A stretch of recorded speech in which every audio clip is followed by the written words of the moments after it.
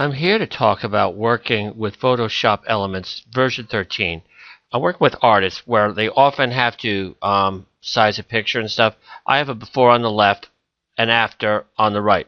You can see that this is straightened out. I also want to talk about getting the photo sized properly. If we go into this one here, if we click on Image, we click on Resize, Canvas Size, or Image Size, it shows what it is. Occasionally they may say they want 300 dpi, 8-inch wide here, and if I go over here I can change this to 300, and then I can make this 8, and by having these 3 check boxes here it keeps it proportionately. So if I said 8 by 300, okay, it's really big. I'm going to shrink it down, Control minus here. I'm working with Elements 13, as I said, that came out the end of 2014. This will meet the specifications. We may have to resize it at the end. As you can see, this picture is distorted. If you are taking photos of your artwork, make sure you have it straight, okay? I'm going to duplicate this layer. And I'll just call it background copy here. Now, I have this here. I'm going to click on this Move tool here. And what I want to do is I have to stretch it. And there's different ways of doing this. If I put my finger on the Control key and then drag in the corners while I'm on the Move tool, you can see how I'm really distorting this. I'm doing that deliberately. I'm going to hit the Escape key to get out of this. Control, and I usually do it a couple of steps at a time, okay? So I'm going to go here. I'm going to try to get it horizontal at the top. You stretch it here, trying to get it straight, okay? And then I might want to get this even with the left margin, okay? Not quite perfect. I hit the Enter key. It's done. I want this panel here to be Control, drag to the right, drag this down a bit. I'm going to hit the Enter key again. You have to be careful when you do this that you don't distort this. This also works with pictures where you have perspective, where you're working with buildings. So we've got this picture here. I'm going to crop it down. We go to the Crop tool.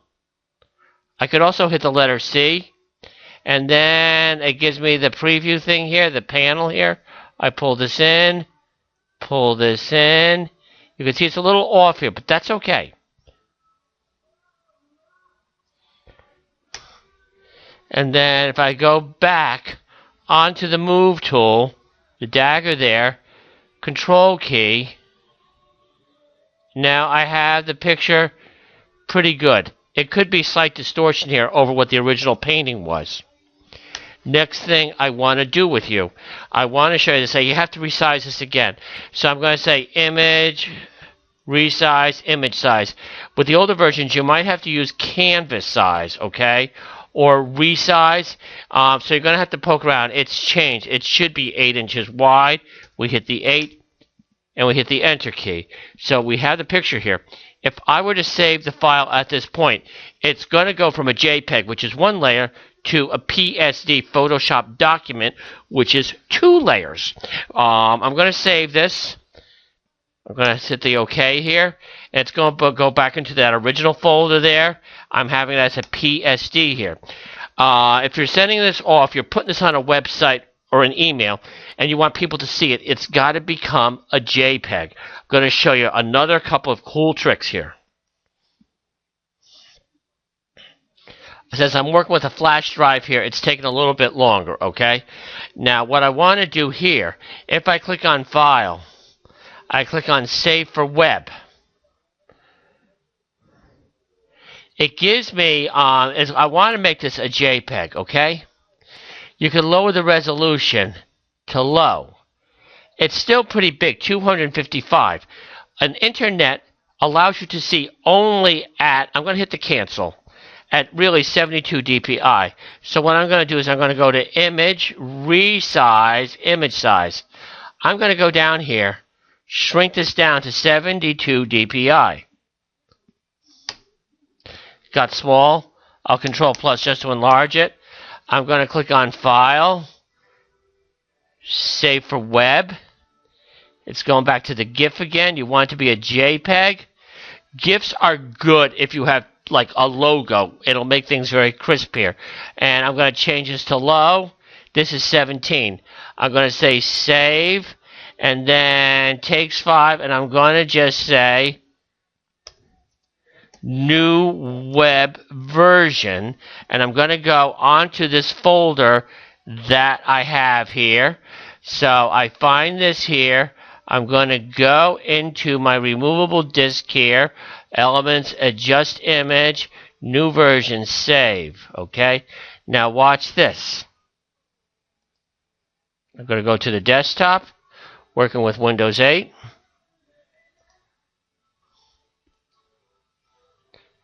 Minimize this, and I'm going to go into this folder here. This is takes 5 new web here, and I want to show you something. This is only 19 KB. You look at this PSD I just did, 52,000, okay? It would take probably 10 minutes to download there. This was the original file that I worked with here, and if you're ever doing something and you've got to get this, you know what I'm saying, to the printer, or a magazine here. They want a JPEG, and what I would do at this point here, I go into File, Save As. I just ignore this all the time. I'm going to make this a JPEG. It's a JPEG here. I'm going to say Save. It already exists. I'm going to just call this, let's say, for printer. Name your files correctly. You may want to put your name here, the artist name, the size there, 32 by 14. I'm going to say save. You have this thing here. You can make it really big. You could shrink it down. So this is for the printer. And if it's going to be printed, you want it to be large. If you're doing this where you're putting it in a Word document or whatever, you could make it smaller. So you have that. I say OK. I minimize. Go back into my folder here. This is for the printer here. You can see how it's 93 KB. These are some of the basics in working with Photoshop elements. And one thing, I will say, when you resize the picture, remember you go to Image, Resize, and I would just say work with image size.